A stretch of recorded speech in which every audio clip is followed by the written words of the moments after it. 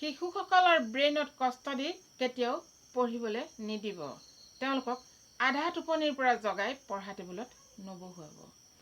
প্ৰিয় বন্ধু বান্ধৱীসকল, আপোনালোকলৈ নমস্কাৰ জনাই মই মোৰ ভিডিঅ'টি আৰম্ভ কৰিছোঁ। আপোনালোকৰ সন্তানসকলে নতুন নতুন কিতাপ পাইছে। এই নতুন কিতাপসমূহ এতিয়া পঢ়িবলৈ বহুত উৎসাহ কৰিব, তেওঁলোকে বহুত মন কৰিব। এই কিতাপসমূহ লাহে লাহে যেতিয়া তেওঁলোকে পঢ়ি যাব, তেওঁলোকৰ পঢ়িবলৈ মন নোযোৱা হৈ যাব। আজি নপঢ়ো থক, কাইলৈ পঢ়িম। কিন্তু চাব, প্ৰত্যেক দিনাই যদি প্ৰতিটো বিষয়ৰ প্ৰতিটো লেচন অকণ অকণ পঢ়ি যায়, তেতিয়া পিছত কেতিয়াও জমা নহয়।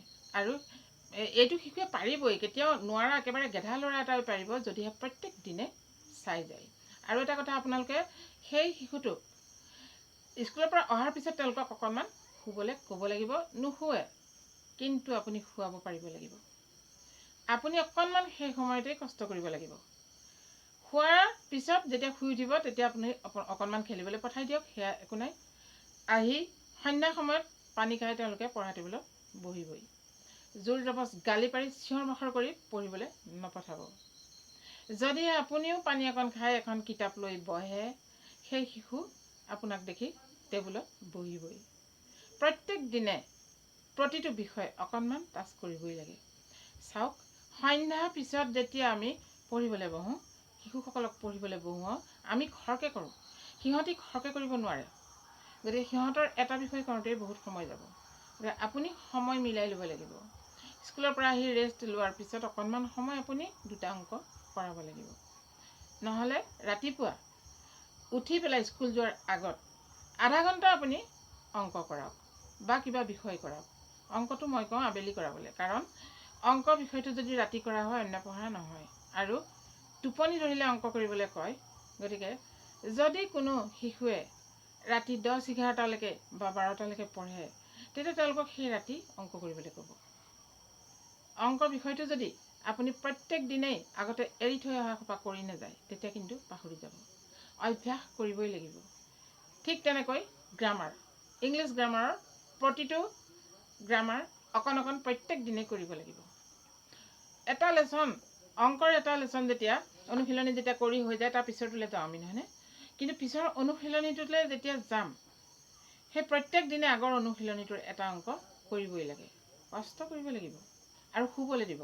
যেতিয়া মই মেৰাই ঘেৰাই শুবলৈ দিয়াৰ কথা কোৱা নাই, যেতিয়া তেওঁলোকে সম্পূৰ্ণকৈ টোপনিটো আহিব তেওঁলোকৰ, আপোনালোকে আধাতে জগাই নিদিব। আধাত জগাই দিলে কেতিয়াও সেই শিশুটোৱে পঢ়িব নোৱাৰে। আপোনাৰ ঘৰত পঢ়িব, পঢ়া টেবুলত বহিব, কিন্তু সেইকণ পঢ়াই তেওঁলোকৰ কামত নিদিয়ে। ব্ৰেইনটো ৰেষ্টৰ বহুত প্ৰয়োজন স্কুলৰ পৰা অহাৰ পিছত। সেইকাৰণে অকণমান কষ্ট কৰি চিঞৰ বাখৰ কৰি অকণমান হ'লেও শুবলৈ দিব লাগিব। তাৰপিছত আপোনালোকে তাৰ যদি কিবা হোমৱৰ্ক আছে, হোমৱৰ্কখন কৰাব লাগিব। সময় মিলাই অকণমান খেলিবলৈও পঠাব লাগিব। সকলোখিনি আপোনালোকৰ ওপৰত নিৰ্ভৰ কৰিব, আপোনালোকে সেই শিশুটোক কেনেধৰণে আগবঢ়াই দিছে। খালি এটা কথাই কওঁ, কেতিয়াও আধা টোপনি জগাই নিদিব। ক্লাছ 9-10ৰখিনিৰ কথা কৈছোঁ। 9-10ৰখিনি কিন্তু মেট্ৰিক একেটাই কথা। মেট্ৰিকৰ কেণ্ডিডেটে যেনেকৈ পঢ়ে, তেনেকৈ 9-10, 9-10 নহয় 8 এইবিলাক অভ্যাস কৰিবৰ হ'ল। যদি ৰাতিপুৱা সোনকালে উঠি পঢ়িব পাৰে কোনোবা শিশুৱে, তেতিয়া ৰাতিপুৱা সোনকালে উঠি পঢ়িবলৈ দিয়ক। কিন্তু এটা কথা, ৰাতিপুৱা আপুনি পোহৰ হোৱাৰ আগত সোনকালে উঠি পঢ়ুৱাই তাক খুৱাই বুৱাই স্কুল পঠাব। স্কুলত টোপনি ধৰিব, গতিকে ল'ৰাটোৰ কষ্ট হ'ব।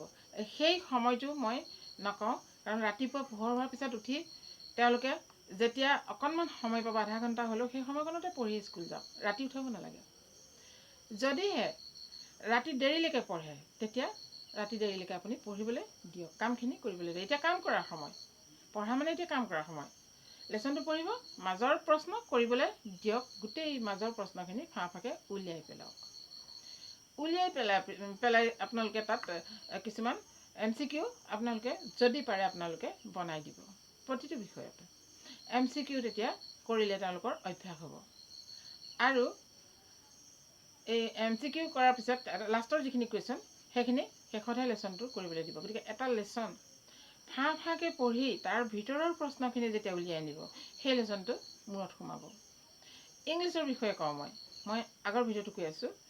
ইংলিছৰ লেচনটো আপোনালোকে কমপ্লিট ডাইৰেক্ট ইটোৰ পিছত সিটোকে শব্দবিলাকৰ অৰ্থ কৰি তেনেকৈ পঢ়োৱাতকৈ প্ৰথমে এটা কাম কৰিবচোন, ইংলিছৰ লেচনটোৰ অৰ্থটো আপুনি জানি ল'ব, লৈ সেই সাধুৰ ওপৰত অৰ্থটো ক'ব। তেতিয়া সেই লেচনটোত কি আছে গম পাব। তাৰপিছত লেচনটো পঢ়িব আৰু তাৰ পৰা কিছুমান ইংলিছ ৱৰ্ড আনি মিনিংটো লিখাই দিব। বাকী কুৱেশ্যন এনচাৰ কেনেকৈ কৰিব লাগে মই নেক্সট ভিডিঅ'ত আপোনালোকক জনাই আছোঁ। ঠিক আছে, ভিডিঅ'টো কেনে পালে জনাব। মই কুৱেশ্যন এনচাৰ দি আছোঁ, অংক কৰিও দি আছোঁ। নেক্সট ভিডিঅ'ত আৰম্ভ কৰিম আৰু আপোনালোকক যি লাগে আপোনালোকে কমেণ্ট কৰিব, সকলো দি আছোঁ। ঠিক আছে, নেক্সট ভিডিঅ'ত লগ পাম। Thank U.